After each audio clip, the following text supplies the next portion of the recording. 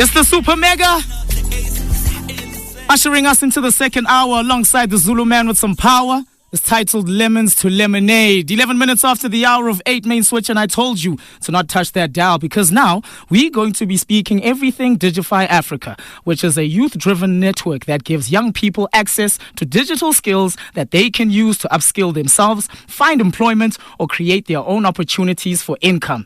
In the past 10 years, the organization has trained over 100,000 young people across Africa and kickstarted over 500 agency careers. Now on the line, we are joined by Reneiloe Matsepe, who is the VOW trainer at the VOW, which teaches students the essential responsibilities that accompany digital citizenship, privacy protection, and how to check facts and avoid misinformation, and key points for maintaining healthy and safe interactions online. And she will be talking to us about International Safer Internet Day. Reneiloe, a very good morning to you and yours.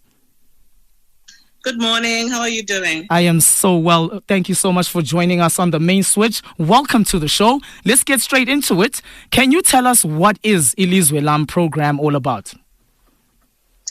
So VOW is a Facebook Africa supported program that seeks to inform high school learners and educators about the great opportunities and dangers that internet can pose for them online. This program is designed to equip young people and educators across Southern Africa with digital skills needed to navigate the internet. Okay. So it is a very crucial program that helps you to avoid being scammed, to operate safer online, and also how to maximize on your, digital footprint. 100%. And I mean, we're literally moving into a world where it's just technology, it's AI, everything like that, you know? Absolutely. So, yeah, absolutely. So this is my first time ever hearing of International Safer Internet Day. Please tell us, what is the significance of this day? So the significance of the day is from cyberbullying to social networking to digital identity. Okay. Each year, Safer Internet Day aims to raise awareness of emerging online issues and current concerns. And it's a celebration of the 20th anniversary that we are celebrating as well. Oh, nice. And what are some of the dangers that can arise on the internet?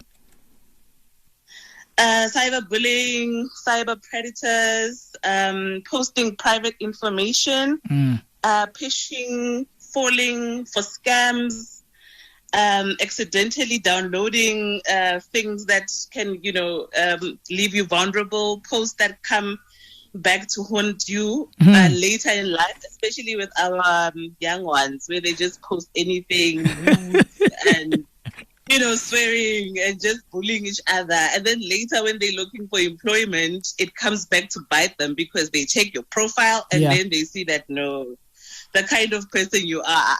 But Reneiloe, how can I fall in trouble for something that I tweeted or that I posted back in 2010? What did I know? I've grown now. So give me the benefit of the doubt, Yeah, but unfortunately, the internet never forgets, eh? So you need to be very careful. People judge you based on what, character. Of course. So it's always about the kind of person you are, and they also are protecting their own images by surrounding themselves with what they feel is, a proper human being. So you would want to be very careful. Nah, definitely. After this, I think I'm going to have to go scroll way down and see, hey? So since you're still on that, what are some of the dangers? How can internet users avoid those dangers? So we can, and that's the reason why this program is so important. They can keep their internet and mobile devices up to date. Your phone always says, update your password, and we always ignore it because we see it as such a unnecessary thing, but it's so necessary. Setting up strong passwords. You can't just put your name as a password and 1, 2, 3. It's so predictable. You need to know how to set up that so that you are not vulnerable to these things. and keeping your personal information personal. I mean, today, in these times, we just overshare, like, I don't know what I haven't seen on the internet. Yes. Like, people even go to the toilet and they have their phones recording, So you become so vulnerable. People end up knowing where you live, your ID number, everything about you, which is not advisable. Hackers can use social media profiles to figure out, passwords and answer security questions because we overshare, Okay. So secure your internet as well. We always logging into public Wi-Fi's, and without even checking if it's secure or not. So the program teaches all these things that are so essential for us to know how to keep ourselves safe. I've also realized, whenever we use these public platforms, like for internet cafes, one other dangerous thing is that we don't log out of our accounts and someone else can literally go in there, yeah. So then what is your message when it comes to internet safety for those that are listening out there?